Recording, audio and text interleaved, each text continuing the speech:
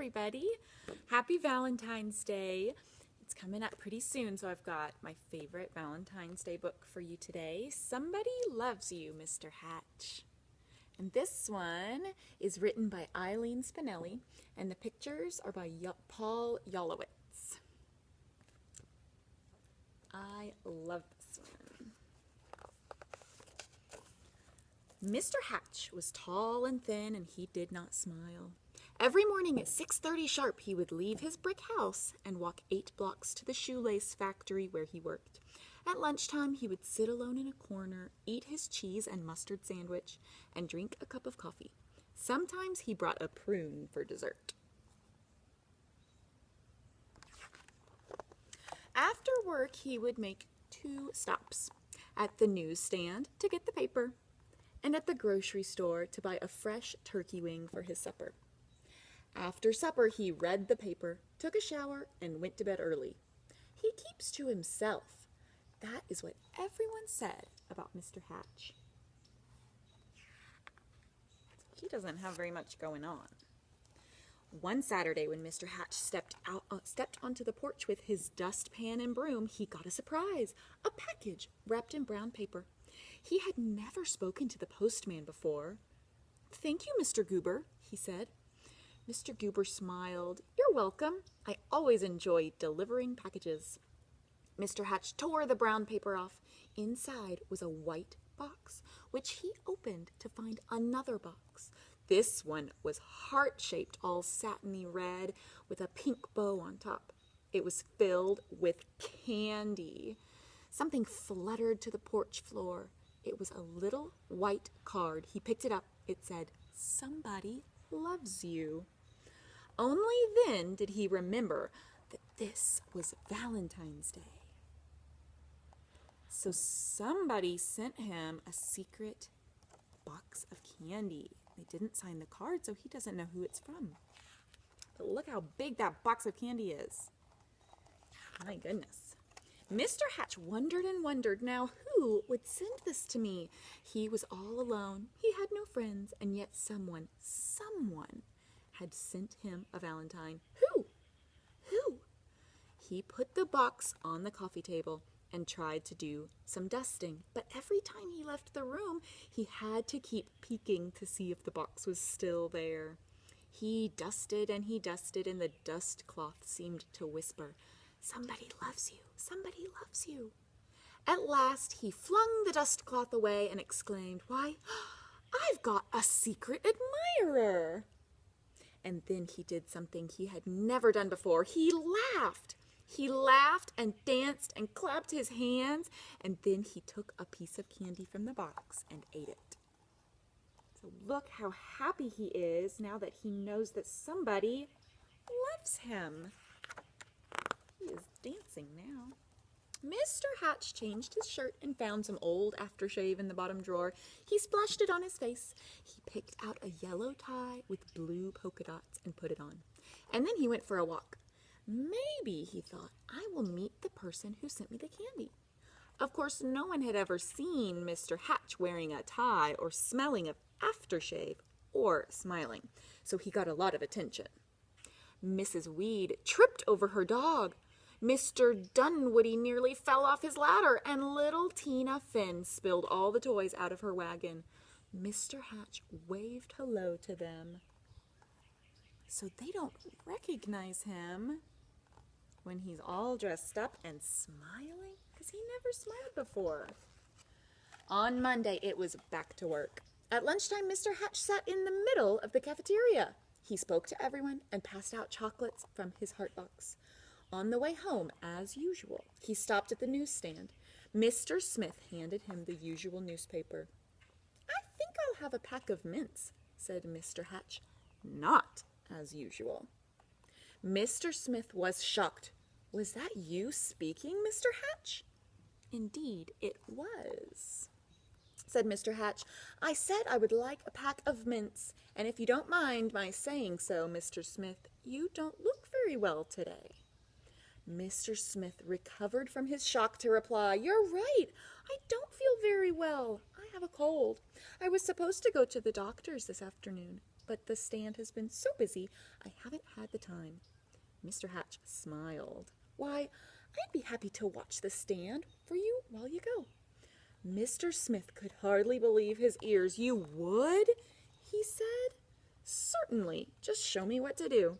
And so Mr. Hatch ran the newsstand for an hour. He wondered if any of the women who stopped to buy a paper or a magazine or a candy bar had sent him the mystery Valentine. So now he's talking to people on the street, and he's making friends, and he's even helping out. When Mr. Smith returned, Mr. Hatch made his usual stop to the grocery store. "I'm a little tired of turkey wings," he told Mr. Todd. "I think I'll have a nice fresh slice of ham." Mr. Todd weighed the meat and wrapped it. "You look worried," said Mr. Hatch. "I am," said Mr. Todd. "My little girl is late. She hasn't come home from school yet, and I can't leave the store to look for her until my wife arrives." "Oh, goodness. Why didn't you say so?" said Mr. Hatch. "I will go look for her." And so he walked to school and found little Melanie Todd by the swings and brought her home.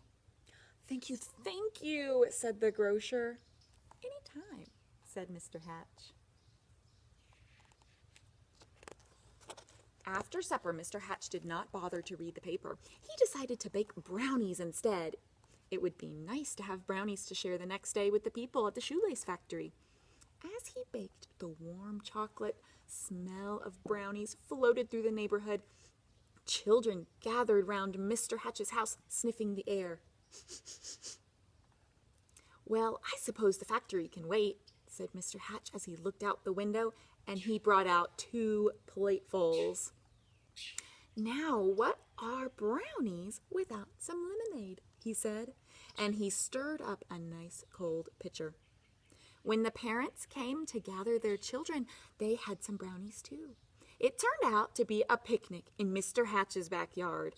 He dusted off an old harmonica and played songs he remembered from his boyhood, and everyone danced. He never used to do anything like this, but look at all these people. He's making everybody happy now. And he's helping everybody out. And so the days and weeks went by. When Mr. Hatch wasn't smiling, he was laughing. And when he wasn't laughing, he was helping someone. And when he wasn't helping someone, he was having a party in his yard or on his porch. He seemed to have forgotten about finding the person who sent him the Valentine. Then one afternoon, Mr. Goober, the postman, came to his door. His face was very serious. "Come in, Mr. Goober," said Mr. Hatch. "You look upset." "I am upset," he said. "I made a mistake some time ago. My supervisor is very angry with me. Do you... Yes, Mr. Goober, what is it?" "Do you recall the package I delivered to you on Valentine's Day? I think it was Valentine's Day." "Well, yes, I believe so," replied Mr. Hatch, beginning to feel a little uneasy. Uh-oh. What do you think the postman is going to say? That's not looking good.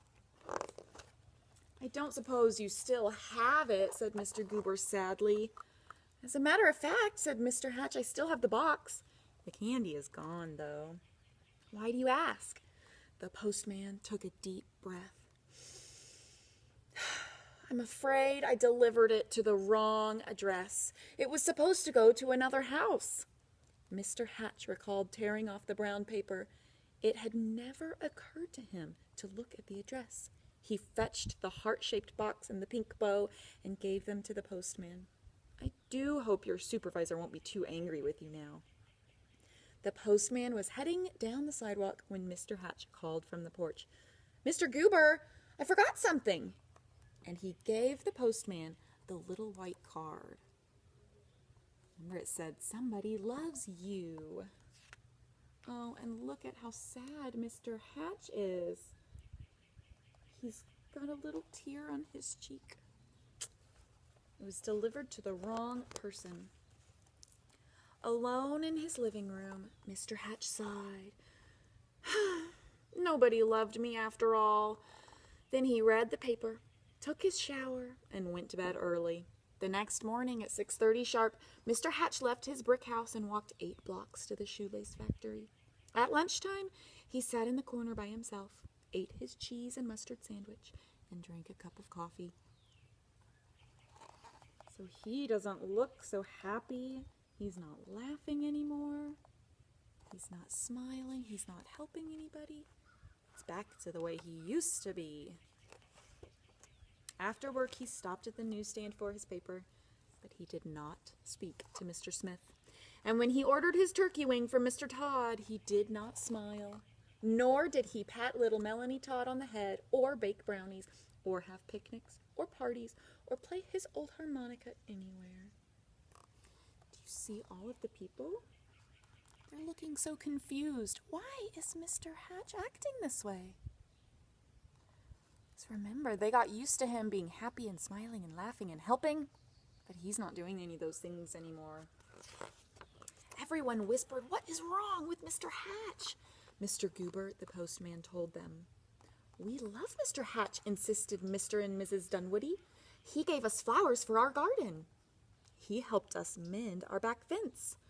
Mrs. Weed nodded. "I love him too. He saved his bones for my dog Ruffy." And Ruffy barked. She loved Mr. Hatch too.